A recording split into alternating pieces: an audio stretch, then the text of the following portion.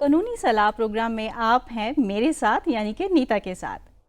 दोस्तों, हर एपिसोड में हम आपके लिए आपके कुछ मुद्दों पे, कानूनी मसलों पे कोई ना कोई चर्चा करते हैं। ना सिर्फ चर्चा करते हैं बल्कि ये भी होता है कि हम किसी न किसी विशेषज्ञ को, किसी एडवोकेट को, किसी एक्सपर्ट को बुलाते हैं ताकि आपके मसलों का सुझाव ढूंढ सके।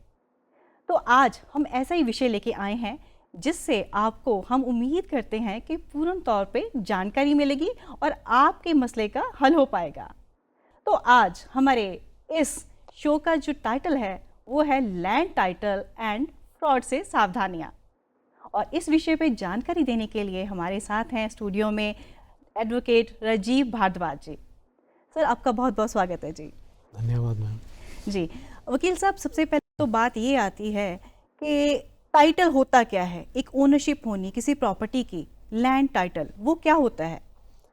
लैंड टाइटल मैम एक लीगल फॉर्म है जो प्रॉपर्टी की ओनरशिप आने के बाद हमारे पास आ जाता है जी जैसे हम कोई भी प्रॉपर्टी परचेज करते हैं थ्रू सेल डीड, जी जब उसकी रिकॉर्ड में ट्रांसफ़र हो जाती है तो वो उसके हम प्रॉपर ओनर बन जाते हैं और टाइटल उसका पहले से आ जाता है हमारे पास। जी जी जी टाइटल के बाद जब हम प्रॉपर ओनर बन गए तो वो हम एक कंप्लीट ओनरशिप हमारे पास आ जाती है। तो ये टाइटल रहता है जी। तो जो लीगल परिभाषा है, इसकी कानून में परिभाषा है, उसको कैसे बोला जाता है कि अगर आपके पास ये चीज़ें हों, ये रिक्वायरमेंट्स हों इसकी, तो उसमें कैसे हो सकता है कि हम पूर्ण तौर से इस प्रॉपर्टी के, इस जगह के मालकियत के जो हक है वो रखते हैं? उसके अंदर जो प्रोसेस है ये टाइटल ओनरशिप और टाइटल का आने का है, ये शुरू होता है जब हम कोई भी प्रॉपर्टी परचेज करने के लिए किसी से मिलते हैं। उसमें सबसे पहले एग्रीमेंट टू सेल बनता है मैम। एग्रीमेंट टू सेल में टर्म्स एंड कंडीशन सेटल्स होती हैं कि कितनी अमाउंट में आपने ये परचेज करनी है और कौन सी लास्ट डेट तक आपको इसको एग्जीक्यूट करना है। देन उसके बाद सेल डीड बनती है मैम, जो डॉक्यूमेंट रजिस्टर्ड होता है सब रजिस्ट्रार के ऑफिस में। वो रजिस्टर होने के बाद फिर उस टाइटल डीड को हम जो कंसर्न्ड हल्का पटवारी है या रेवेन्यू रिकॉर्ड है या कोई भी अथॉरिटीज़ है वहाँ पे हम डिपॉजिट करते हैं उसकी एक कॉपी। उसके बाद हमारा उस प्रॉपर्टी पे पूर्ण तौर पे हमारा नाम आ जाता है, म्यूटेशन हमारे फेवर में एंटर हो जाती है। तो ये 3 डॉक्यूमेंट्स होते हैं जो टाइटल के लिए सफिशिएंट है और रिक्वायरमेंट है मैम इनकी। जी जी इसी से हमें पता चलता है कि हाँ ये प्रॉपर्टी हमारे नाम पे आ चुकी है। जी। तो जैसे कि हम बात कर रहे हैं कि कौन कौन से डॉक्यूमेंट्स हों, तो एक प्रॉपर्टी, उसके ऊपर हम जैसे हक जताते हैं ओनरशिप का, एक तो हम आम भाषा में बोले तो रजिस्ट्री है, तो हम समझते हैं पूर्ण तौर पे इसके हकदार हैं। तो क्या रजिस्ट्री होना किसी प्रॉपर्टी की वो पूर्ण तौर से हमें हक दे देती है? यस मैम, रजिस्ट्री ही एक डॉक्यूमेंट है जो हमें ओनरशिप का वो देती है। जी। प्रूफ, ओनरशिप का प्रूफ जो भी है वो रजिस्ट्री ही है, रजिस्टर्ड डॉक्यूमेंट ही है जो सब रजिस्ट्रार के ऑफिस में रजिस्टर्ड होती है। जी। उसके अलावा हमारे पास कोई ओनरशिप का प्रूफ नहीं होता है। उसके बाद का ये है कि जो म्यूटेशन होनी है हमारी रेवेन्यू रिकॉर्ड में, वो जमाबंदी बोलते हैं, उसके अंदर हमारा नाम आ जाता है। तो क्योंकि टाइटल वहीं से चेक किया जा सकता है कि हाँ आपके नाम पे प्रॉपर रजिस्ट्री नो डाउट हो गई है जी। लेकिन रेवेन्यू रिकॉर्ड में अगर आपका नाम इम्प्लीमेंट नहीं होगा तो उस रजिस्ट्री के से कोई वो नहीं होता। लेकिन ये कि सुप्रीम कोर्ट कहती है कि mutation does not confer title. जी जी बिल्कुल। लेकिन उसके लिए हमें ये कराना जरूरी पड़ता है क्योंकि उसके बिना हमारा टाइटल वहाँ पे शो ही नहीं होगा। अगर कल को हमने कुछ प्रॉपर्टी को सेल परचेज करना है जी। तो सेल परचेज हमारी तब होगी जब हमारा वहाँ पे एंटर होगा, जमाबंदी में हमारा नाम इम्प्लीमेंट होगा। तो मान लीजिए हमारे पास केवल रजिस्ट्री है किसी फ्लैट की, किसी प्लॉट की, या किसी एग्रीकल्चर या रेजिडेंशियल लैंड, कोई भी ले लो, लेकिन हमने म्यूटेशन में उसकी एंट्री नहीं डलवाई, तो उस केस में ये होता है मैम, अगर म्यूटेशन की एंट्री नहीं करवाई है तो कई बार ये चांसेस हो सकते हैं कि वो जिसने आपको प्रॉपर्टी बेची है वो दोबारा उसको रीसेल कर सकता है। कहने का मतलब किसी ना किसी तरह से हेरा फेरी होने का जो चांसेस है वो बढ़ जाता है मैम उसमें जी। क्योंकि म्यूटेशन करवाना एक लीगली वो है कि आपने करानी ही करानी है, उसके बिना एक लीगल रिक्वायरमेंट है मैम। क्योंकि आपको अगर उस प्रॉपर्टी पे कल को कोई लोन भी लेना है जी, तो उस प्रॉपर्टी को लोन लेने के लिए आपकी ओनरशिप भी रिकॉर्ड में इम्प्लीमेंट होनी जरूरी है। अदरवाइज आपको लोन नहीं मिलेगा मैम। उस पर खाली रजिस्ट्री के ऊपर बैंक लोन नहीं देगा, उसका इम्प्लीमेंटेशन जरूरी है रिकॉर्ड के अंदर, जमाबंदी में। कहने का मतलब अभी तक जो आपने बताया उसमें 2 डॉक्यूमेंट जरूरी पाए जा रहे हैं, एक तो रजिस्ट्री और दूसरा म्यूटेशन। यानी कि साधारण भाषा में जमाबंदी। वो अर्बन प्रॉपर्टी में जैसे गमाडा की होगी या चंडीगढ़ की प्रॉपर्टीज होगी, उनमें भी ऐसा ही है जी। उसमें आपका नाम ट्रांसफर होता है, वहाँ पे भी ट्रांसफर लेटर इशू होता है। यहाँ जमाबंदी मिलेगी, वहाँ पे आपको एक ट्रांसफर लेटर अथॉरिटी से मिलेगा। जी। तो ओनरशिप आपकी वहाँ से फिर वो कंफर्म हो जाती है कि हाँ आप you are the owner of the property. Ji.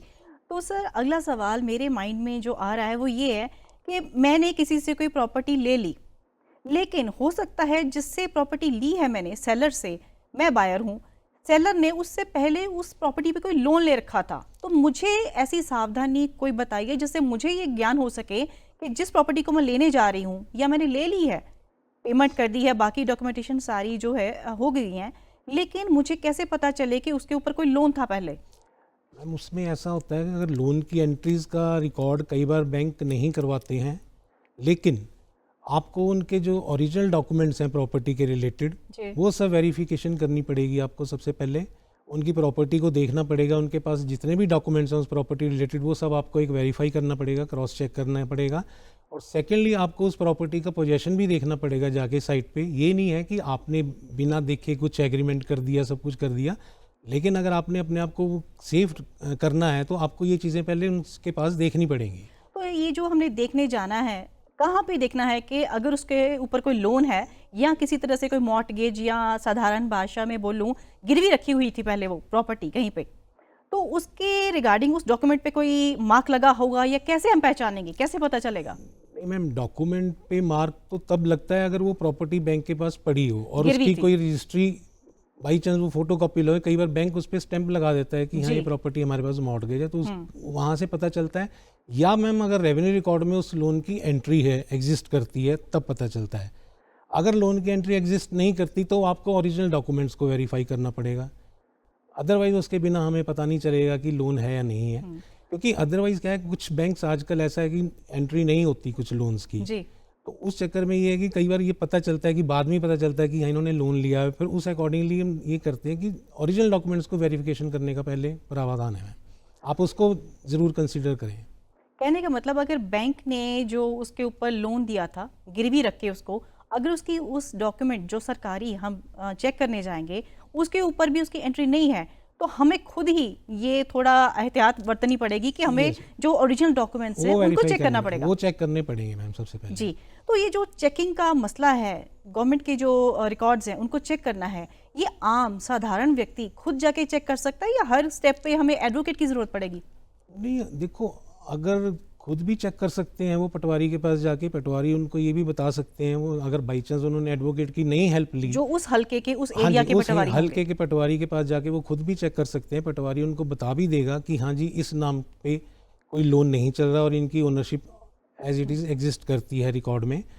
Loan के रिगार्डिंग वो बता देख के, अगर लोन एंट्री होगी तो वो ये भी बता देंगे कि जी इन पे लोन चल रहा है इस प्रॉपर्टी पे ऑलरेडी, तो आप देख लीजिए। अदरवाइज थ्रू एडवोकेट तो खैर वो फिर एडवोकेट तो पूरी सर्च करेगा मैम, पीछे पूरे 30 साल का रिकॉर्ड वेरीफाई करेगा उनके पास जाके। तो लेकिन ये है कि उस केस में फिर ये वही ओरिजिनल का आ जाता है कि आपको ओरिजिनल डॉक्यूमेंट वेरीफाई करने पड़ेंगे। जी। तो सर अगला सवाल मेरे जहन में ये आ रहा है कि ये जो डिजिटल लैंड रिकॉर्ड्स आजकल हम सुनते हैं हर जगह पे, ये कितने भरोसेमंद हैं? क्या इन सब पे रिकॉर्ड्स पे जो कंप्यूटराइज हो चुका है सारा रिकॉर्ड, इस पे हम पूरा भरोसा कर सकते हैं? मैम भरोसा तो आप कर सकते हो, लेकिन आजकल ये इशू आ रहा है डिजिटल रिकॉर्ड में भी, क्योंकि वो अपडेशन नहीं प्रॉपर होती उनकी। जी। मतलब जैसे आज किसी ने म्यूटेशन करवा ली अपनी प्रॉपर्टी की, म्यूटेशन हो गई है, सब कुछ हो गया, लेकिन वो कई बार ऑनलाइन अपडेट थोड़ा लेट हो रहा है, थोड़ा लेट होता है। अपडेट मतलब उसको कंप्यूटराइज ऑनलाइन जो रिकॉर्ड है उसके अंदर उसको रिफ्लेक्ट कराना। जी। तो वो आजकल थोड़ा लेट हो रहा है, हो जा रहा है, लेकिन वो लेट हो रहा है। उस चक्कर में ये होता है कि कई बार हमें भी ये दिक्कत आती है विंग एडवोकेट देखने की, जब हम रिकॉर्ड देखते हैं कई बार ऑनलाइन में वो शो नहीं हो रहा था, लेकिन जो उनके पास जमाबंदी, पटवारी के पास अपने जमाबंदी होती है उसके अंदर उसकी एंट्री रिफ्लेक्ट करती है। तो हम उनसे ये पूछते हैं कि जी आप इसको ऑनलाइन भी करो दो, वो कहते हैं जी टाइम लग रहा है ऑनलाइन, हर चीज में थोड़ा टाइम लग रहा है, उसमें समय लगेगा। ये है कि अपडेशन अगर साथ के साथ हो जाए तो बेटर है। तो वकील साहब, ये जो हम डिजिटल लैंड रिकॉर्ड्स की बात कर रहे हैं, इसमें भी कोई लगता है कि फ्रॉड हो सकते हैं, कोई हेरा फेरी हो सकती है? आई थिंक मैम इसमें फ्रॉड के चांसेस थोड़े से कम हो सकते हैं डिजिटल, क्योंकि इसमें क्या है, अब जैसे अब सारा सिस्टम ही ऑनलाइन कर दिया है जो रेवेन्यू रिकॉर्ड है। आपको हर एंट्री इमीडिएटली वहाँ पे ऑनलाइन उन्होंने करानी, लेकिन चलो डिले हो रहा है जी लेकिन फ्रॉड के चांसेस कम है मैम डिजिटल में जी। थोड़े से। एज आपने जो बोला एज पर मैनुअल जो वर्क है उसके कंपैरेटिवली Comparatively, जो डिजिटल क्योंकि- में इसमें चांसेस कम क्योंकि है। पहले मैनुअल में क्या होता था, मैनुअल में सिर्फ सिंपल उस पर्टिकुलर एरिया की खसरे की आपको फर्द बनाकर दे देते थे। जी जी बिल्कुल अब क्या है, डिजिटल में क्या है, आपको पूरी मिलेगी फर्द। जी ये नहीं है कि सिर्फ एक खसरे की अलग से मिलेगी, जितने भी खसरे उसके अंदर आते हैं प्रॉपर्टी के अंदर उसकी जी। पूरी फर्द निकलेगी। उसके अंदर जितने भी ओनर्स हैं प्रॉपर्टी के, जितने भी को शेयरर्स हैं, सबके नाम मिलेंगे आपको। पहले ये मैनुअल में होता था कि आपको पर्टिकुलर एक खसरे की बनाकर दे देते थे वो, जो आपको रिक्वायरमेंट है बस। तो जैसे कि पिछले 13 साल के रिकॉर्ड्स को हम देखें, हाँ जी। उसके दौरान 5-6 कोई बायर्स हो गए, बार बार वो ज़मीन का जो लेन देन हुआ है, तो उसमें जैसे हमें चेक करना हो इसकी ऑथेंटिसिटी, ये पूर्ण तौर से मतलब सही रिकॉर्ड है, इसमें कोई हेरा फेरी नहीं है, तो उसकी ऑथेंटिसिटी हम कैसे चेक करेंगे? वही रेवेन्यू रिकॉर्ड में ही जाकर हमें चेक करना पड़ेगा, क्योंकि जो हम टाइटल 13 साल की सर्च करेंगे मैम, 13 साल में जो भी ट्रांजैक्शंस हुई होंगी उनकी सबकी म्यूटेशन उसके अंदर एंटर होती है।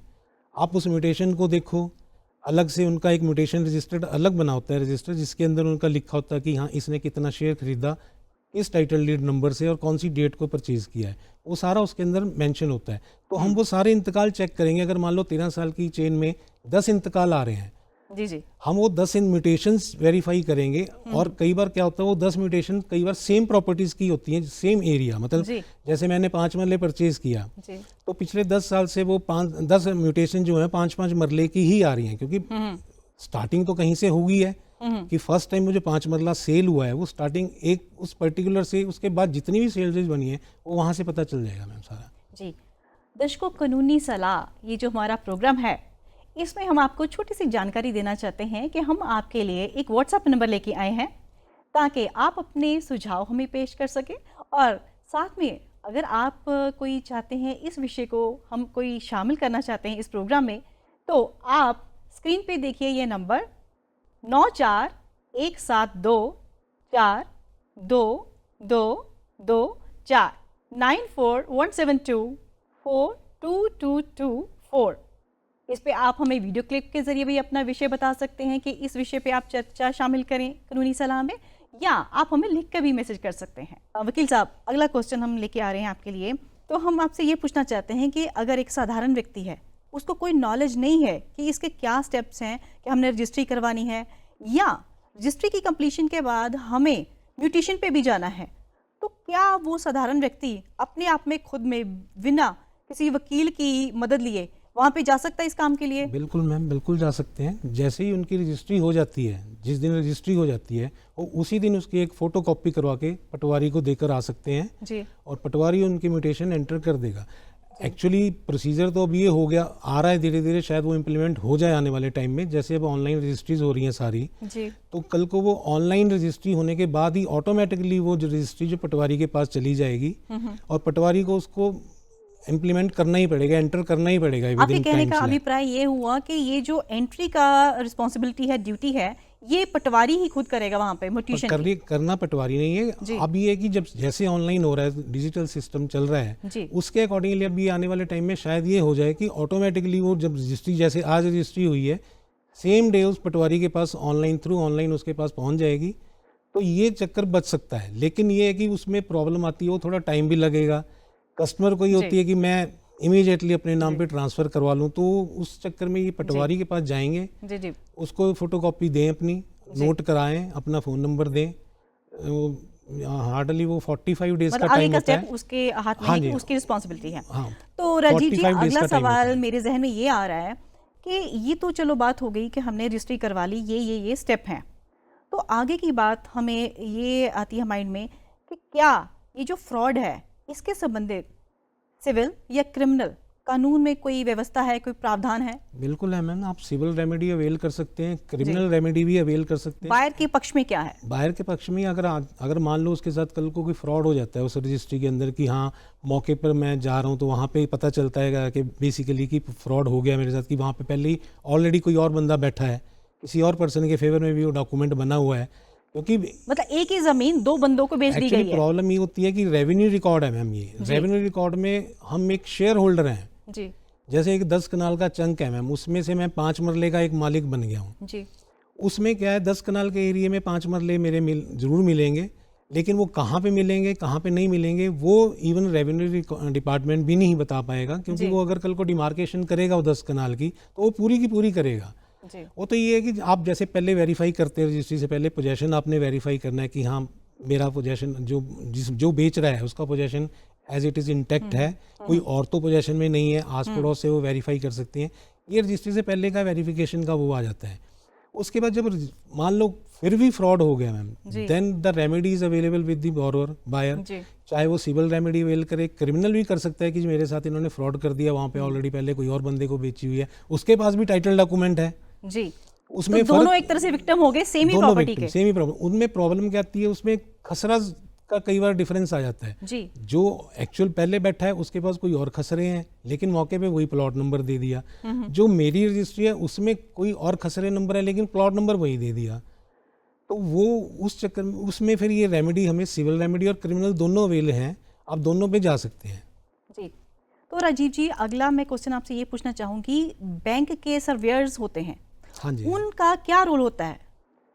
बैंक के मैम सर्वेयर नहीं, बैंक के जो वो आप किस एंगल से पूछ रहे हैं? सर्वेयर जो एक तो होम लोन काउंसलर होते हैं बैंक जी, के, होम लोन की, हाँ जी जी जी।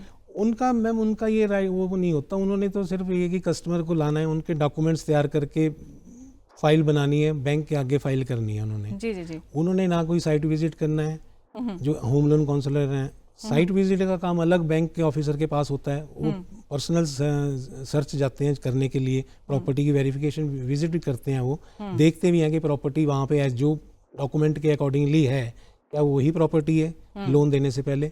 साथ में वो फिर एडवोकेट्स की रिपोर्ट लेते हैं, जो टाइटल सर्च रिपोर्ट हम बनाते हैं बेसिकली। जी जी, land title search report. Yes ma'am जी। तो राजीव जी, आगे मैं ये पूछना चाहती हूँ, किसी व्यक्ति के साथ फ्रॉड हो गया है, ठीक है, तो सबसे पहले वो कहाँ जाए? साधारण व्यक्ति को, आम व्यक्ति को इस संबंधित कोई जानकारी नहीं होती है, तो सबसे पहले स्टेप क्या होगा? देखो मैम, अगर तो म्यूचुअली उसने करना है तो पहले तो वो उसी की ऑफिस में जाएगा जिससे परचेज की है जी। भी, हाँ ये तुमने मेरे साथ ये किया, ऑलरेडी प्रॉपर्टी सेल किस है, अफसर वहाँ के पे पास जाएगा? अफसर तो बाद में आएगा ना, पहले तो कंसर्न पर्सन के पास मिलेगा, उसके बाद वो पुलिस में कंप्लेंट कर सकता है मैम, जो कंसर्न थाना है उसमें जाके कंप्लेंट दे अपनी, क्योंकि इकोनॉमिक ऑफेंस विंग होते हैं ये प्रॉपर्टीज मैटर्स वो डील करते हैं, ईओ विंग्स जो होते हैं, तो उनके पास जाएगी कंप्लेंट, वो फिर प्रॉपर इन्वेस्टिगेट करेंगे, जिसके अगेंस्ट गी है उसको बुलाएंगे, उसकी भी स्टेटमेंट लेते हैं, उसके बाद फिर वो बाकी कार्रवाई करते हैं कि जहां उनको लगता है कि हाँ वाकई फ्रॉड हो गया, देन वो एफआईआर के मामले में चलते हैं। सिविल रेमेडी में ये अवेलेबिलिटी है कि आप सिविल रेमेडी में डिक्लेरेशन सूट फाइल कर सकते हैं कि मैं इस प्रॉपर्टी का ओनर हूँ, तो मेरे को ये रजिस्ट्री कराई गई है, लेकिन उससे पहले एक और रजिस्ट्री ऑलरेडी है, तो फिर वो कोर्ट डिसाइड करेगी मैम। जी जी। वो कोर्ट के पास पावर है, वो डिसाइड करने की कर सकती है वो सर। तो आपके कहने का अभिप्राय ये हुआ कि अगर तो हमें क्रिमिनल जो दावपेच अपनाना है तो हमें संबंधित थाना जो हमें पास में पड़ता है वहाँ पे जाके बताएंगे कि हमारे साथ ये धोखा हो गया है, ये फ्रॉड हो चुका है। Right ma'am. नहीं तो हम सिविल रेमेडी के लिए कोर्ट में जाएंगे, कोर्ट केस के जरिए जा सकते हैं, सिविल प्रॉपर्टी को लेकर। जी जी, वो फाइल करेंगे। हाँ जी। तो उसके लिए आप मुझे ये बताइए, क्या उसकी जो प्रॉपर तौर पे कोई पर्टिकुलर ड्राफ्टिंग होती है या कैसे करेंगे? क्योंकि साधारण व्यक्ति को वो जो लीगल लैंग्वेज वो तो नहीं आएगी। वो तो मैम फिर एडवोकेट को ही कंसल्ट करेगा ना, एडवोकेट ही फिर उनका केस ड्राफ्ट करेगा, वही फाइल करेगा मैम जी। वो तो फिर एडवोकेट के थ्रू ही फाइल होगा मैम, क्योंकि फैक्ट्स वो बताएंगे, ड्राफ्ट एडवोकेट करेगा, प्रेजेंट कोर्ट में एडवोकेट करेगा, आर्गू भी वही करेगा मैम, वहाँ पे फिर एडवोकेट का ही काम है मैम। जी। शुरू से ही हम देखते हैं कि ये जो लैंड डिस्प्यूट्स होते आ रहे हैं पुराने ज़माने से लेके अब तक, बहुत ज़्यादा लंबे समय से हम ये चीज़ देखते हैं, चाहे ये रेजिडेंशियल प्रॉपर्टी की बात हो, चाहे ये एग्रीकल्चर लैंड की बात हो, तो अभी की जो स्थिति है वो क्या है? नहीं मैम, एग्रीकल्चर में तो खैर इतना डिस्प्यूट नहीं है मैम, क्योंकि एग्रीकल्चर में तो नॉर्मली जो लोन्स हैं सीसी लिमिट्स वगैरह वो लेते हैं, क्या एग्रीकल्चर लोन वो अलग ब्रांचेज हैं लोन देने की। जो रेजिडेंशियल प्रॉपर्टीज़ हैं उनके लिए तो यही है मैम कि हाँ बैंक से जो लोन लेना है उसको वही देखना पड़ेगा मैम, सारा टाइटल प्रॉपर। जी। तो कभी कभी आप देखते हैं कि एग्रीकल्चर लैंड को रेजिडेंशियल कह के बेच दिया जाता है। नहीं मैम, एग्रीकल्चर लैंड को कन्वर्ट करवाया जाता है, पहले कन्वर्जन होती है उसकी। जैसे कोई बिल्डर है जिसने एग्रीकल्चर लैंड परचेज कर ली, चंक ऑफ लैंड परचेज कर लिया जी, उसको कन्वर्ट कराएगा कॉम्पिटेंट अथॉरिटी से, देन वो उसको प्लॉटिंग करके बेचेगा। जी। अदरवाइज जो कई बार क्या होता है, छोटे बिल्डर्स भी होते हैं, जैसे उन्होंने लैंड परचेज कर ली थोड़ी सी, उन वहाँ पे क्या है, वहाँ म्यूनिसिपल कॉरपोरेशन आ जाती है, तो म्यूनिसिपल कॉरपोरेशन की तरफ से वो नक्शे अप्रूव करा के उनको फिर सेल करते हैं। जी। तो राजीव जी, अगला जो सवाल है मैं ये कहना चाहूँगी आपसे कि फर्जी रजिस्ट्री जो होती है, जो कि जाली रजिस्ट्री है, वो या कोई और फेक फ्रॉडुलेंट जो डॉक्यूमेंट है, उसकी पहचान हम कैसे कर सकते हैं? मैम, जो सेल डीड्स होती हैं, जैसे कलर सेल, उसकी ओरिजिनल की कलर्ड फोटोकॉपी बनाकर देते हैं कि हाँ ये ओरिजिनल है। जी जी। अगर उसको हम ध्यान से देखेंगे, कलर फोटोकॉपी रजिस्ट्री का पता चल जाता है, क्योंकि वो शाइन में होती है मैम, जी। मतलब उसकी शाइनिंग होती है। अदरवाइज जो नॉर्मल डॉक्यूमेंट होता है उसकी शाइन नहीं होगी। इवन जो वहाँ पे सिग्नेचर भी होंगे वो भी प्रॉपर शाइन करेंगे, आपको स्टैंप भी शाइन करेगी और लगेगी नहीं। नॉर्मली क्या है, कुछ देखता नहीं ध्यान से, लेकिन इस चीज़ को हमने देखी है, ऐसे कलर्ड फोटोकॉपी देखी है हमने, तो उसमें पता चल जाता है। और सेकेंडली मैम, जो हमारी ई स्टैंप होती है, स्टैंप पेपर होता है जी। पुराने टाइम पे तो स्टैंप पेपर मिलते थे जिसके अंदर गोल चक्कर बना होता था, ये शेर बना, उसका वो निशान बना होता था ना। जी जी जी। सरकारी निशान, हाँ जी हाँ। अगर आप कलर उसकी करा लेंगे, उसको अगर आप उस ऐसे करके देखेंगे तो विजिबल तो होगा, वो विजिबल नहीं होगा कलर में। अच्छा। तो उससे पता चल जाएगा कि ये कलर कॉपी है। ओरिजिनल में आप देखेंगे तो वो प्रॉपर नजर आएगा, उसके अंदर गोल चक्कर जो एम्बलम बना होता है। मतलब कुल मिला के आपके कहने का अभिप्राय ये हुआ कि खुद को ही थोड़ा अवेयर होना पड़ेगा, अवेयर होना पड़ेगा। कहीं भी जाके उसका पिछला रिकॉर्ड चेक करना है, चाहे कोई डॉक्यूमेंट को चेक करना है या उसको अपलोड कराना है, अपडेट करवाना है, तब भी एक आम व्यक्ति की खुद की जिम्मेदारी बनती है कि वो पूरी तरह से सतर्क रहे। कितने का एडवोकेट कर लेगा है वो तो, क्योंकि उसकी रिस्पॉन्सिबिलिटी भी बनती है ये जी, कि खुद भी उसको वेरीफाई करे, खुद भी देख के प्रॉपर विजिट करे साइट पे मैम, तभी पता चलेगा उनको कि हाँ वाकई ये प्रॉपर्टी मैं खरीद रहा हूँ, ठीक है। जी जी। तो जाते जाते कानूनी सलाह में एक बार फिर से आपको मैं बताना चाहूँगी कि हम एक नंबर आपको बता रहे हैं, व्हाट्सएप नंबर 9417242224 9417242224। इस पे हम आपके सुझाव की, राय की और आपकी जो भी इसकी विशेष जानकारी आप जानना चाहते हैं, किसी टॉपिक को लेना चाहते हैं, तो उसको आप हमें लिख के भेज सकते हैं। आप हमें वीडियो क्लिप भी भेज सकते हैं। WhatsApp number 9417242224। तो राजीव जी, हम जाते जाते आपसे एक सवाल और पूछना चाहेंगे कि कौन से ऐसे सेफगार्ड्स हैं, कौन सी ऐसी सावधानियां हैं कि प्रॉपर्टी या कोई लैंड लेते वक्त हमें आम साधारण जो व्यक्ति है उसको रखनी चाहिए दिमाग में कि मुझे डॉक्यूमेंट ऐसे चेक करना है, या इसकी जो ऑथेंटिसिटी है ये असल में है या नकल में है, क्या है, इसको कैसे चेक करेंगे? मैम, वही चेक करने का प्रोसीजर सेम ही है मैम, कि हाँ आप प्रॉपर रिकॉर्ड वेरीफाई करें और जो ओरिजिनल डॉक्यूमेंट है उसको ध्यान से देखें कि वाकई वो ओरिजिनल है, कलर कॉपी तो नहीं पकड़ा दी है उनको। तो ये चीजें ही देखने वाली हैं मैम। बाकी पोजेशन का वेरिफिकेशन खुद करना पड़ेगा, जो भी प्रॉपर्टी तो एक हम देख रहे हैं आजकल ब्लॉकचेन होती है, ऑनलाइन कोई वेरिफिकेशन, ऐसी कोई है सुविधा? नहीं, ऑनलाइन वेरिफिकेशन आप कर सकते हो, हेल्प हो सकती है। ऑनलाइन आप वेरीफाई कर सकते हो, मैं वही बता रहा हूँ, ऑनलाइन आप वेरीफाई कर सकते हो, वो घर बैठ के कर सकते हो। पंजाब लैंड रिकॉर्ड सोसाइटी की साइट है मैम, ऑनलाइन पे जाके आप वहाँ पे पूरे पंजाब की कहीं की भी प्रॉपर्टी को आप वेरीफाई कर सकते हो ऑनलाइन, क्योंकि वो आप सिर्फ चेकिंग पर्पज़ के लिए होता है। लेकिन उसमें कई बार क्या होता है, वही जो अपडेशन की बात है, उसमें पूरी अपडेशन नहीं होती। कई बार कुछ रह जाते हैं, कोई लेटेस्ट इंतकाल अगर एंटर करने से उसमें रह गए तो वो आपको वेरीफाई नहीं हो पाएंगे, क्योंकि ऑनलाइन में वो अपडेट कब तक है उसमें लिखा होता है नीचे। जैसे आप खोलोगे साइट को, उसको जमाबंदी खोलेंगे, उसमें लिखा होता है कि ये फलानी डेट तक अपडेशन है जी। तो आप वहां तक तो उसमें देख सकते हो, उस दिन पर्टिकुलर दिन तक ये अपडेशन है, उसके बाद की उसमें अपडेशन नहीं है। कई बार क्या होता है ऑनलाइन में कुछ इंतकाल वो ऑटोमेटिकली पीछे से ही वो कर देते हैं, तो वहाँ पे भी लिखा आ जाता है कि अभी ये पूरी नहीं है, तो आप इसको वहाँ पे वेरीफाई करो। डिटेल इंतकाल नहीं दिए जाते वहाँ पे। तो आपको देखना तो कंसर्न पटवारी के पास ही जाके पड़ेगा, जो उनकी मैनुअल जमाबंदी उनके आगे पड़ी है, जो करंट स्टेटस है। वैसे आप रेवेन्यू रिकॉर्ड का ऑनलाइन चेक कर सकते हैं, घर बैठ के ऑनलाइन आप फर्द निकाल भी सकते हैं, सब कुछ कर सकते हैं, वो सब इजीली अवेलेबल है। जी जी। राजीव जी, आपने हमारे दर्शकों को बहुत महत्वपूर्ण जानकारी दी। उम्मीद है हमारे दर्शकों ने पूरा इसका लाभ लिया होगा। फ्रॉड से कैसे बचना है, अपने प्रॉपर्टी को कैसे सेफ बाय करना है और सेफ रखना है। तो साथ ही साथ हम आपको ये बताना चाहेंगे कि आप हमारा कानूनी सलाह programme DD Chandigarh, DD Haryana और सारे सोशल मीडिया के प्लेटफॉर्म पे देख सकते हैं। और फिर से मैं आपको नंबर बताना चाहूँगी, व्हाट्सएप नंबर है 9417244224, ताकि आप हमें अपने सुझाव पेश कर सकें। अगर कोई विषय आप चाहते हैं कि हम कानूनी सलाह में आपके लिए लेके आएँ जिस पे हम चर्चा करें, तो आप हमें मैसेज कर सकते हैं इस व्हाट्सएप नंबर पे। राजीव जी, आपका स्टूडियो में आने के लिए बहुत बहुत शुक्रिया। धन्यवाद जी, आपने हमें नमस्कार। बुलाया।